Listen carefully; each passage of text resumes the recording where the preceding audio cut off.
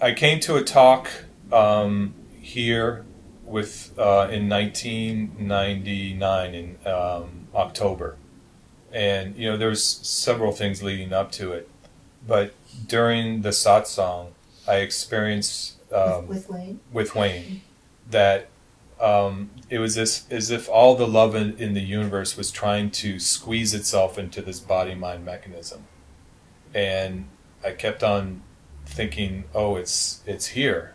Everything is here, because Wayne used to talk about the resonance, or it's not in the meat, it's here, and he used to slap his hand. Do you remember when he used to do that? Yeah.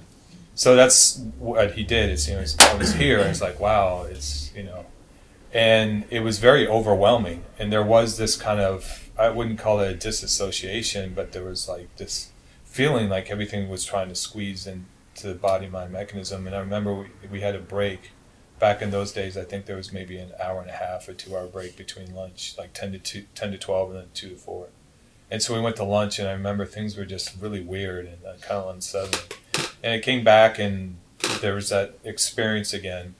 And I remember just that at the end, Wayne didn't say anything. He just kind of came by my right side, and the experience kind of settled down, because I don't know if I would be able to function with this experience.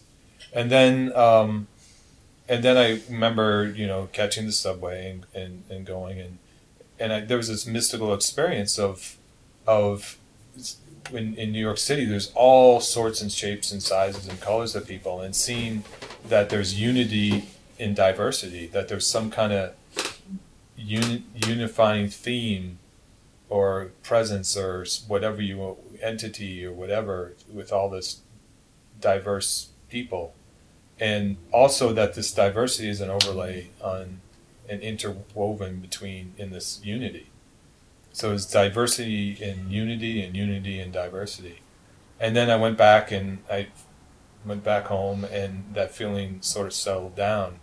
And then on a Tuesday morning, when I went back to work, I had a coffee break, and I was chatting with one of the people I've chatted with for so many months in the chat room. Kat was her name. And she said, well, we always talk about, well, how was the weekend talk? And I said, it was great. And I was telling her the experience or whatever. And then she goes, Wayne, she said, I was talking to Wayne, and Wayne called you a gem, G-E-M. And when she said that, I just went into that experience again, that all the universe was, and the love of the universe was trying to squeeze in this body-mind mechanism. I started weeping. And I was saying, it's here. And I thought, I have about 10 more minutes, and I have some students coming in to counsel. And I said, this is kind of weird if they come in and I have this experience. So I signed out and said I have to see some parents or something, made up some excuse, and I started. And then I was out of the building, it was even more, and it was like, and I was driving my car, and I thought, well, this is not safe, so I should pull over. So I was driving at about 2 or 3 minutes. I pulled off to the side of the road where this field was, and I turned the car off, and I look at this weeds. They're called cattails. There's these long weeds, and then they have a cattail, and it was going back and forth in the wind, and there was a perception that the wind wasn't blowing the cattail. And it was almost like a Zen koan type of thing. The wind wasn't blowing the cattail, and the cattail wasn't moving in the wind. It's a vibration in the universe. And then I just sort of looked up at the sky, and there was a perception, a recognition that which was seeking merged with that which was sought. And so I thought, oh, that's what Ramesh means by the seeker is the sought.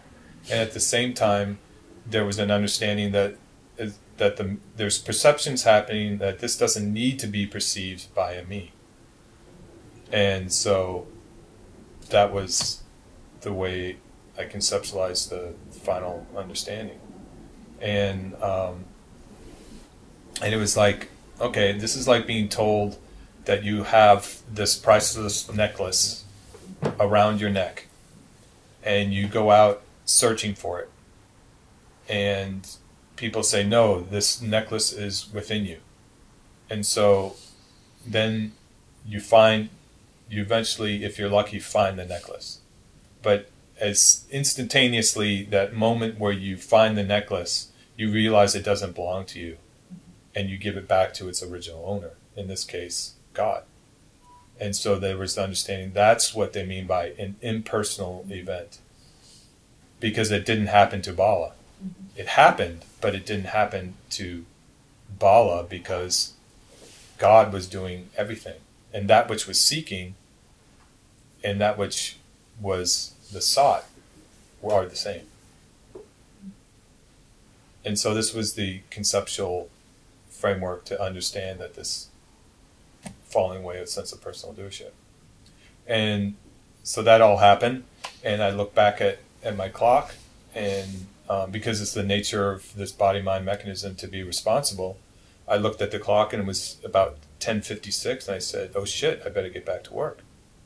And so it was just about a 4-minute drive back, park my car, go back to my office, and there was the two students waiting for me. And I started my day after that.